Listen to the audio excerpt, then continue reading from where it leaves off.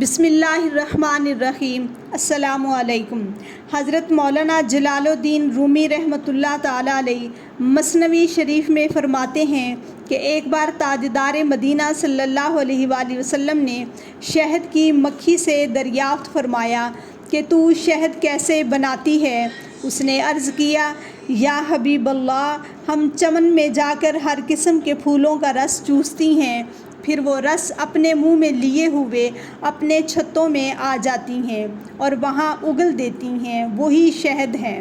ارشاد فرمایا، پھولوں کے رس تو پھیکے ہوتے ہیں اور شہد میٹھا، یہ تو بتاؤ کہ شہد میں مٹھاس کہاں سے آتا ہے؟ مکھی نے عرض کیا، یا رسول اللہ، ہمیں قدرت نے سکھا دیا ہے کہ چمن سے چھتے تک راستے بھر آپ پر درود و شریف پڑھتی ہوئی آتی ہیں۔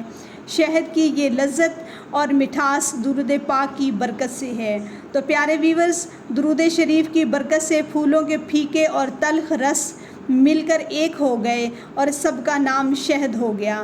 ایسے ہی سرکار مدینہ صلی اللہ علیہ وآلہ وسلم کی غلامی کی برکت سے سارے عربی عجمی انسان ہو گئے اور ان کا نام مسلمان ہو گیا۔ جس طرح درود شریف کی برکت سے پھیکا رس میٹھا ہو گیا، انشاءاللہ ہم درود شریف پڑھتے رہیں گے تو ہماری پھیکی عبادتوں میں بھی درود پاک کی برکت سے قبولیت کی مٹھاس پیدا ہو جائے گی۔